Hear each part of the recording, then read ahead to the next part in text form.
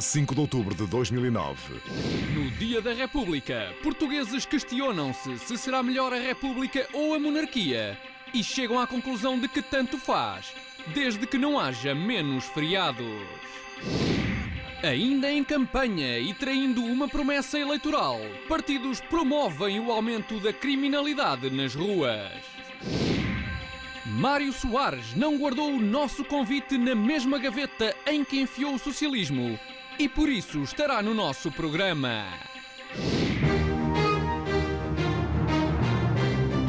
Notícias, comentários, um genérico com coisas a andar à roda. Gato Fedorento esmiuça os sufrágios.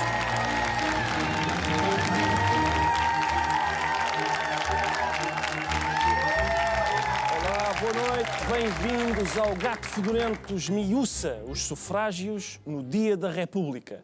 É um dia importante e, para terem a certeza de que o feriado corria bem, o Presidente e o Primeiro-Ministro optaram por festejá-lo cada um no seu local. Uma vez que estão desavindos, fizeram com a República o mesmo que os casais divorciados fazem com os filhos. Tu levas a República de manhã à Câmara e eu passo a tarde com a República no Palácio de Belém. Falta só decidir quem é que fica com ela no Natal. Entretanto, o 5 de outubro acaba por ser também uma ocasião para refletirmos sobre as diferenças entre a República e a monarquia. Seria muito diferente se tivéssemos um rei em vez de um presidente. Na verdade, vai dar mais ou menos ao mesmo. Presidente da República, rei, não é assim tão diferente, são até muito semelhantes. Reparem.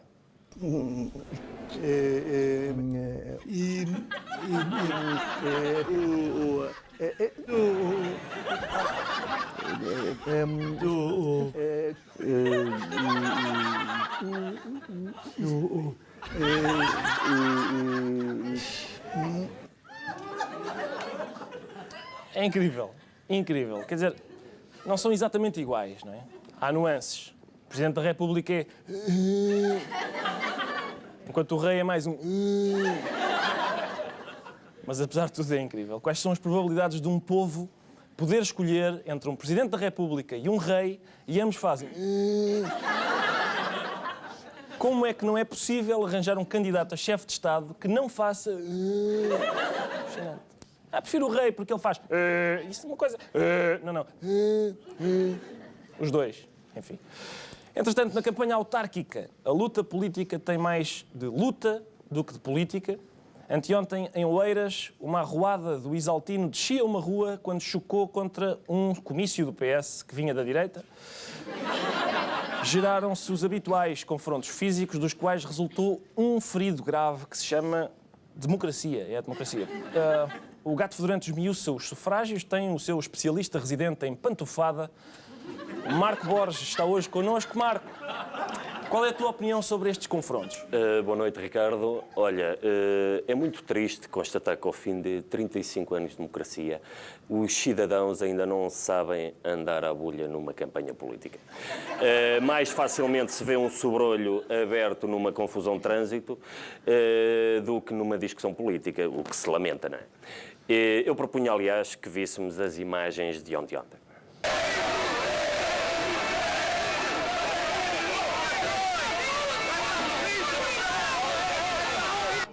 Quer dizer, isto não é nada, Ricardo. Isto é uns empurrões, uns gritinhos, isto parecem umas miúdas à chapada, não é? Não se vê um gancho, não se vê uma joelhada, quer dizer, não se vê um rotativo nas trombas. Mas, Marco, eu perguntava-te, este problema é recente ou é um problema que já vem de trás? Infelizmente não. Quer dizer, isto não é de agora. Vamos ver, por exemplo, as célebres imagens de Francisco de Assis em Felgueiras.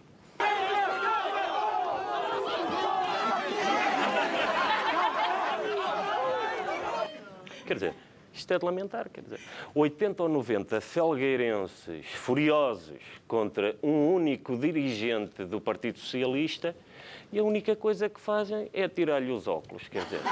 É verdade, quer dizer, isto já não se pode confiar numa turba de labregos, isto não se vê gente à procura dentes no chão, quer dizer, não há uma cabeçada, nenhum rotativozinho nas trombas, quer dizer, não há nada. Bem, vamos ver agora, se, por favor, as imagens de Mário Soares na campanha das presidenciais de 2006.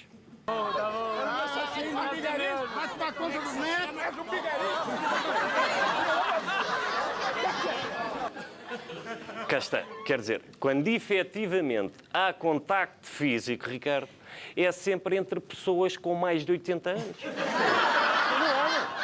Isto não há maneira de termos a certeza se este idoso quis mesmo agredir o Mário Soares ou se foi só um espasmo, quer dizer.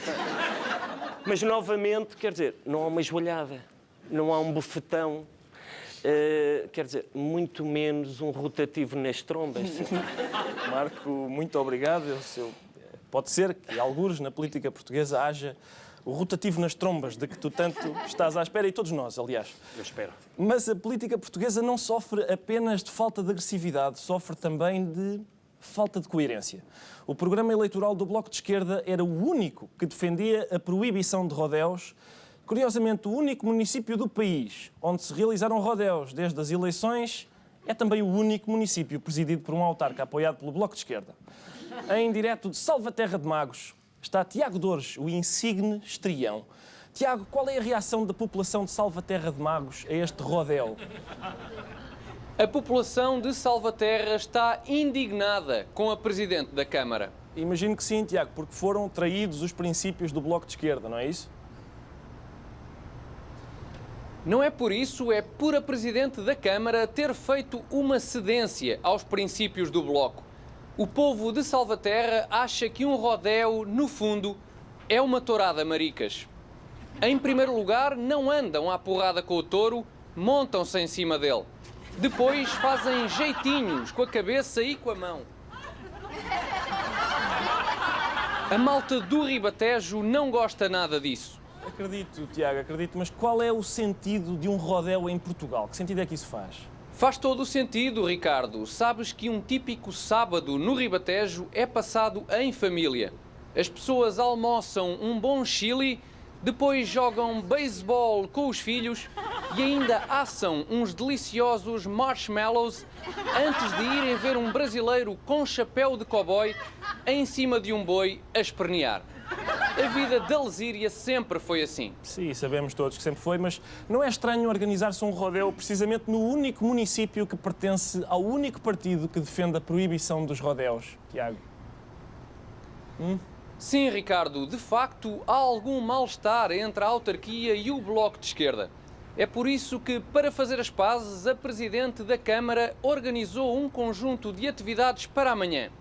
Começa com o almoço, um mega ensopado de chinchila, acompanhado, como não podia deixar de ser, por maçarocas de milho transgénico. Termina com uma monumental e alegre caça ao larilas pelas matas de Salvaterra. Ui, parece-me uma tarde bem passada, Tiago. Se eu tivesse a minha pressão de ar, espera aí por mim. Obrigado, Muito obrigado, Tiago. Nós vamos fazer um brevíssimo intervalo e já voltamos para a segunda parte com Mário Soares. Até já.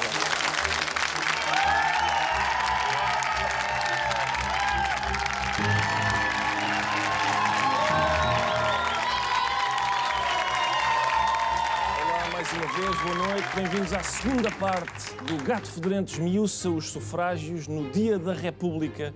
Temos hoje connosco o homem que provavelmente mais fez para que a República fosse o que é hoje e, curiosamente, também aquele que foi mais parecido com um rei, o Dr. Mário Soares.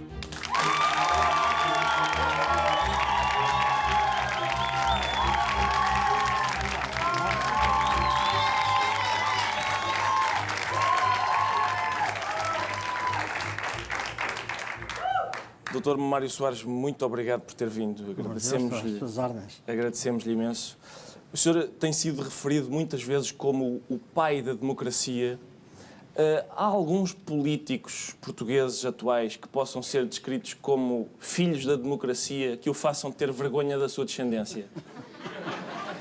Eu sou efetivamente pai, mas não da democracia. A propósito de ser pai da democracia, eu respondo-lhe como um colega seu, enfim, seu predecessor, o Vasco Santana, vai chamar pai a outro. Agora, como pai, sou pai, realmente, de 2 filhos, e sou avô de 5 netos, 3 da primeira série e 2 da segunda. Mas realmente, em relação aos outros, não tenho filhos nenhuns, não. Muito bem, já vi que não quer ter nada a ver com muitas das coisas que se passam aí hoje em dia. O seu segundo mandato como Presidente da República ficou famoso. O senhor podia explicar hoje ao professor Cavaco Silva, que eu espero que nos esteja a ver, como é que é possível um Presidente da República intrigar contra o Governo sem ser apanhado? Sabe que nessa matéria eu não vou dizer muita coisa porque nunca gostei de intrigas e nunca fui homem de intrigas. Há pessoas que têm a ideia que a política é feita de intrigas, mas eu tenho uma ideia diferente da política, como você um dia verá quando se der ao trabalho de ler um livrozito que eu publiquei para aí, chamado O Elogio da Política. Muito bem, Sr. Doutor, mas atenção, eu conheço a sua obra e a carreira, evidentemente. Aliás, o senhor foi deputado, foi eurodeputado, foi ministro, primeiro-ministro, Presidente da República. Quantas reformas é que o senhor tem, Sr. Doutor? Devo dizer-lhe que não sou forte em reformas, porque realmente só tenho uma reforma, que é de Presidente da República, porque o facto de ser Primeiro-Ministro nunca me deu razão para ter reforma, o facto de ser deputado também não, fui muitos anos deputado, mesmo no Parlamento Europeu não tive reforma nenhuma, porque não aceitei os honorários de deputado, porque eu optei por ser ex-Presidente da República, e mesmo na minha profissão, que era advogado, eu fui advogado durante muitos anos, descontei para a Ordem dos Advogados, mas como renunciei quando vim ao lugar de advogado, e portanto deixei de ser advogado, e nessa altura a reforma que havia era uma coisa muito pequena, eu nem sequer aceitei a reforma, deixei-a na Ordem dos Advogados, de modo que só tenho uma reforma, realmente. O Sr. Doutor foi preso 12 vezes pela PIDE. Lá para a 7ª ou 8ª, o Sr. Doutor não pensou, isto se calhar não é boa ideia. Vou mudar de vida, porque isto não é vida para mim. Realmente, ao contrário do que você julga, não. Porque eu fui uma pessoa que... Você disse aí que eu fui... várias coisas depois do 25 de Abril. Mas repare que eu fiz muita política entre o facto de ser um ser consciente, quando entrei para a universidade, com os meus 17 anos, e os meus 49 anos em que cheguei depois do 25 de Abril. E até lá o que é que eu fui? Fui prisioneiro, como o meu amigo disse, fui perseguido, fui discriminado, estive deportado, ora, nisso não se ganhava nada, só se perdia, e portanto eu não tenho da política essa concepção das reformas e e aquilo que mais me orgulha na minha vida, se quiser que lhe diga, é que em vez de eu ser, foi presidente, pois fui, muitas outras pessoas foram, fui. Eu não gosto até que me chamem isso, não é? Já lá vai o tempo, há muito tempo. Fui deputado também, fui, mas o que eu fui fundamentalmente foi resistente à ditadura. Isso é que me dá verdadeiro orgulho. O senhor casou, aliás, na prisão. Casou Exato. na prisão, o que tem um lado positivo, porque o noivo fica claramente a perceber o que é que lhe vai acontecer com o casamento. Não agradece isso ao Estado Novo? Isso... Não agradeço, realmente não agradeço, porque eu realmente casei na cadeia porque ocorreu que eu fui preso na altura em que a minha mulher já estava a viver comigo em casa dos meus pais. Não tínhamos concretizado o casamento por várias razões, mas sempre porque eu estava envolvido na campanha do Norton de Matos, foi no período da campanha do Norton de Matos, e tínhamos pensado que eu ia ser realmente, que íamos casar depois de. Mas sucedeu que eu fui preso logo a seguir ao Norton de Matos, estive bastante tempo na cadeia nessa altura, largos meses, e portanto, como a minha mulher já estava grávida e a barriga estava a crescer, era um bocado desagradável, então resolvemos casar na cadeia. Quer dizer, eu passei a procuração a um amigo meu que casou por mim. Foi simpático. os meus padrinhos, o meu padrinho também estava na cadeia, que era um escritor muito célebre chamado Manuel Mendes, também passou por procuração. Foi um casamento por procuração. Mas realmente ela já estava grávida. Tanto que o meu filho às vezes põe-se a contar os meses e diz, oh mãe, mas então... Realmente já havia dessas coisas no meu tempo. Mas eu tenho, é um recorde que é mais importante que tudo esse. E esse é que você não tem ainda, mas espero que venha a ter. É que eu tenho 60 anos de matrimónio, já. Hã? É impressionante, de facto. Eu devo dizer-lhe que... É um recorde. É um recorde. Com a mesma mulher, Pois, claro. com certeza. É um recorde e eu acho muito nobre que um amigo seu tenha casado por si. Eu não sou capaz de fazer isso por um amigo, porque gosto dos meus amigos. Não vou Claro, agora, claro. Não vou agora infligir-lhes isso. Sr. Doutor, mais tarde, quando fundou o PS, não acha que devia ter pensado melhor no nome? Quer dizer, partido ainda com cedo. Agora, socialista não é exagero? Não, eu acho que nós devíamos acentuar bem esse exagero de socialista. E em alguns períodos o partido foi talvez menos socialista do que eu gostaria que tivesse sido. Mas, enfim, isso passou e estamos num período realmente do Partido Socialista. Acho que foi uma boa escolha. Muito bem, Sr. Doutor. Hoje é dia da República. A propósito de presidentes da República, entre o general Ramalhianos e o professor Cavaco Silva, de qual é que o senhor gosta menos? Bem, Consegue escolher um que eu gosto ainda menos deste? não, eu realmente, você não me ponha a fazer as coisas dessas que eram desagradáveis.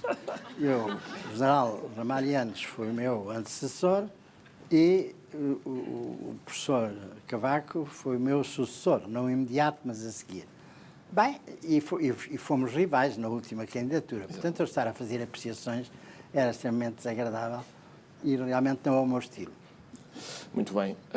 Quando o senhor era... Eu vou só fazer uma última questão sobre este assunto.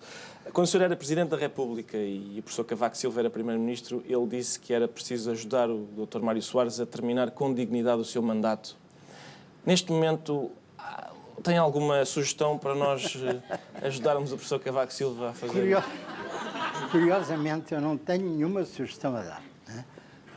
Porque eu acho que as pessoas não devem nunca falar dos seus sucessores, nem dos seus antecessores. Fica mal às pessoas. E eu tenho tido esse comportamento sempre. Nunca falei mal e não devo falar mal. Realmente, o doutor Cavaco Silva teve a amabilidade de dizer que queria me ajudar, né? Como, aliás, teve a amabilidade, sem que eu lhe pedisse nada, de dizer aos portugueses e aos seus amigos do PSD que votassem em mim, como realmente fizeram muitos, votaram em mim. O doutor Cunhal também fez a mesma coisa e eu lá fui eleito. A propósito, Sr. Doutor, reza a lenda, a propósito do pedido do Dr. Cunhal, reza a lenda que nas primeiras presidenciais houve gente a engolir sapos para votar em si, sendo embora sapos metafóricos.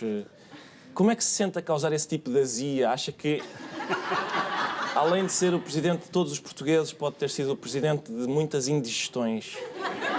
Bem, era um risco, de facto, mas não, acho que não foi esse risco em que eu incorri. Porque quem mandou engolir sapos não fui eu.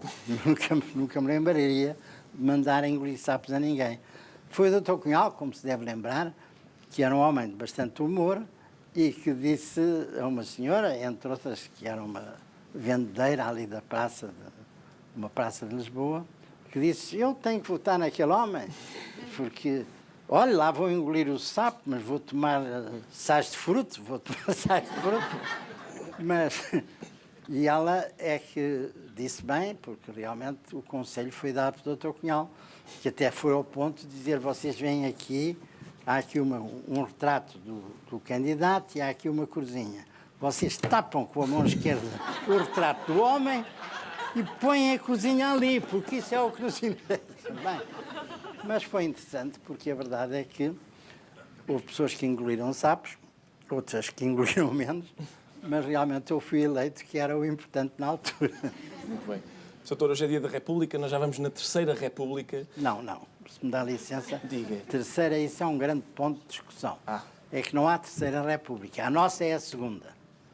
Porque há uma primeira república, 1910, 26, depois houve uma longa ditadura militar, enfim, mais ou menos depois uma ditadura também civil, mas realmente uma longa ditadura, e a ditadura não é república nem monarquia, é ditadura, não é? Portanto, nós somos a segunda república e os herdeiros da primeira república, com muita honra. Ainda assim, mesmo sendo a segunda, acha que ainda vamos a tempo de ter uma mesmo boa? Eu acho que esta já está bastante boa. E vou-lhe fazer uma confidência. É que quando eu cheguei a Portugal, depois de vir do exílio de Paris, cheguei cá e estava a pensar o que é que isto vai ser, como é que vai ser, quem é que vai governar, quem são estes militares que eu não conhecia nenhum. E claro, tive que conhecê-los depois a todos, não é? Mais ou menos difícil. E quando vi o que é que vai ser a República, e dizia cá para os meus botões, eu sou muito republicano, de uma família republicana, e sou um grande apreciador da Primeira República, apesar de tudo aquilo que dizem dela. Mas a maior parte daquilo que dizem dela não é justa, fizeram asneiras, como é evidente, a maior de todas foi talvez ter entrado na guerra, mas enfim. Mas eu disse, bem, se nós conseguirmos passar a barreira dos 16 anos da Primeira República, já é uma grande felicidade. Estamos há 35 anos nesta Segunda República, portanto não tem corrido tão mal como parece, ou como alguns portugueses dizem, mas realmente não tem. Muito bem, eu perguntava-lhe só porque, tendo em conta que o engenheiro José Sócrates tem governado, digamos, um bocadinho à direita, o Sr. não teve de se conter naquele comício em que disse Sócrates é fixe, não teve que se conter para não dizer Sócrates é facho. Podia-lhe ter saído, eu sei que é... Não, isso, o facho, para mim e para o Sócrates, significa uma injúria. É, eu sei. E eu sei. Significa uma injúria. Mas realmente eu sou amigo do Sócrates, tenho por ele consideração e respeito, acho que tem sido um bom primeiro-ministro, apesar de tudo o que se tem dito dele, mas acho que é muito injusto dizer uma coisa dessas, podia dizer uma coisa dessas. Se ele governou um bocadinho mais à direita ao princípio e agora tem que governar um bocadinho mais à esquerda, isso é outra questão. Mas isso depende também da situação, porque quando ele entrou, quem eram as grandes figuras? Era o Blair, coitado, uma tristeza, era o Bush, outra tristeza, e por aí fora. Há alguns que ficaram, como, por exemplo, o Berlusconi, também é uma tristeza por outra razão. Mas realmente, a verdade é esta, é que o Sócrates teve que fazer ali e, nos últimos meses, ele foi fantástico, porque toda a gente pensava que ele ia ganhar, todos estavam contra ele, mas não estava o povo português. E isso é que é importante, que lhe deu a vitória. Doutor, não o maço mais, é a última pergunta que lhe vou fazer. Em 1986, na Marinha Grande, o doutor foi lá só provocar para levar um sopapo, confesso. Por acaso fui com a verdadeira consciência de que podia levar, não um sopapo, mas uma paulada, que foi o que eu levei. Porque ainda agora passei por Marinha Grande e encontrei lá um enfermeiro que eu vinha da Nazaré. Como sabe, a Nazaré é uma terra muito pró-socialista, desde sempre fizemos o Porto e tal. Da Nazaré foi uma coisa que acabou com as mortes dos pescadores e, portanto, eles têm uma grande simpatia pelo Partido Socialista, sempre tiveram. E eu, que nessa altura estava mal nas sondagens, como se lembra, passei pela Nazaré, foi um triunfo, andei a dançar com as peixeiras, que gostam muito de mim e tal. Minha mulher não se importa. E fomos por aí fora e tal. E depois vinha cansado, dessas campanhas eleitorais são imensamente cansativas, e como é o meu hábito, adormeci logo a saída da Nazaré. E de repente, a comitiva que me levava, o meu carro era o primeiro, e parou. E tudo aquilo parou e tal, um certo barulho, eu acordei, o que é isto? E vejo um cidadão da Marinha Grande, que eu não conhecia, que vinha com a testa aberta e com sangue, e que voltou para mim e disse: camarada, eu sou aqui socialista aqui da Marinha Grande, mas eles estão doidos. E se o camarada lá vai, Matam-no. Não deve ir. Eu, assim, estranhado, olhar para ele, mas quem é o senhor? Quem é o meu caro amigo? Eu sou camarada aqui, estou inscrito, tenho aqui a minha do partido e tal, partiram uma cabeça, está a ver? O que é que vão fazer assim e tal. Bem, vamos lá ver o que é que vão fazer. Siga a marcha. E a marcha seguiu. Cheguei lá, estava realmente uma grande multidão, senhoras todas vestidas de preto, a dizer que havia fome, estavam a protestar perante a fome, mas tinham cacetes e tinham um aspecto bem nutrido, porque eram fortes, as pessoas que lá estavam. Havia fome, mas havia também comida de urso. Havia comida de urso. Pelo menos essa havia. Eu fui dos que levei da dita. E então, lá passei aquela história, a barreira, disse com licença. E elas deixaram-me entrar. Afastaram-se. Mas depois fecharam e começaram a dar pancada de trás para a frente. E foi assim que um segurança que ia comigo ficou com a cabeça aberta. E eu, felizmente, vi a mocada que ia levar antes de tempo e afastei-me um pouco e levei aqui no ombro. Mas, enfim, não fiquei confortável, de facto. Mas, enfim, isso passou. Muito bem, Sr. Doutor, agradeço-lhe mais uma vez por ter vindo. Agradeço-lhe também pela democracia, parecendo que não também me faz jeito. E nós encontramos cá amanhã, outra vez à mesma hora, com Pedro Passos Coelho, e vamos falar destes temas. Até amanhã.